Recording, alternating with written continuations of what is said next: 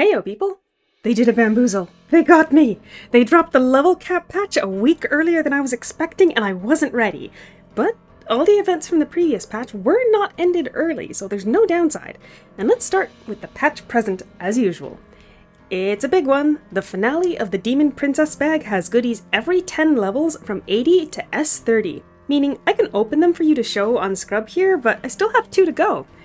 We've got a move speed buff, key vouchers 1 and 2, 2 bead selection boxes, an oath ring voucher, various LP coupons, temporary manuals, EXP goodies, holy chest secret stones, everything you want from an inventory space destroying box of presents.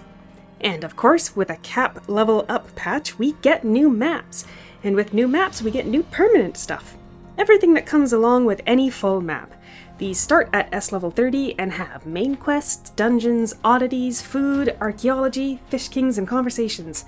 These new dungeons still feature S30 armor and weapon boxes, with the main new drop being the new S35 weapons.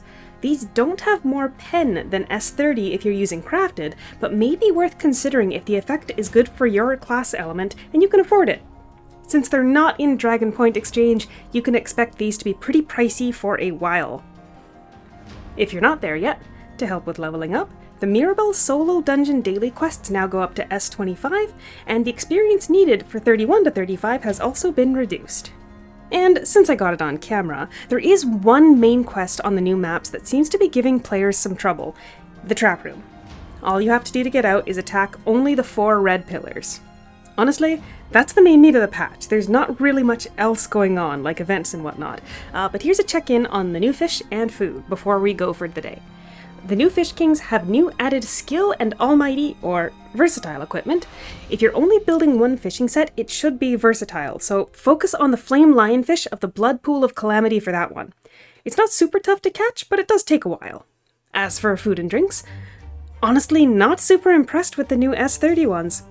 If you're newer, generally for food you want either move speed and experience if you're on the grind, detail damage if you're a little underpowered for the dungeons you're in, and triple strike if your detail is good and you just want some more oomph. With that in mind, the superior pink pistol fruit vinegar has 15% detail damage. Just its other stats are HP and crit. Though that may work well for you, I prefer the S10 Fantasy Noble Herbal Tea for its speed stat, and it's also easier to craft. The Umami Chamomile Rice Brew is a defensive drink with 15% move speed, but again, if you're just after 15% move speed, there are better choices at lower levels. Flat defense and speed and 30% reflect aren't doing that much for you either, I think. The Spicy Blood Honey Cocktail has 10% accuracy and reduces taken crit damage. In terms of DPS, this is definitely not going to do much for you. On the food side, we have Exploding Glowing Cotton Candy with 8% healing and 5% monster kill experience as its main stat. I think there's no reason to switch to this one because the healing stat is basically useless. You'd be better off using the S10 Special Crispy Pastry, which has 15% move speed and a 5% experience buff.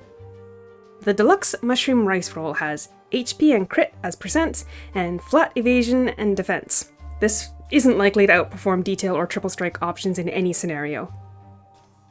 And finally, Roasted Duck with Vine Leaves has... hold on, 100,000 HP? I do not believe that.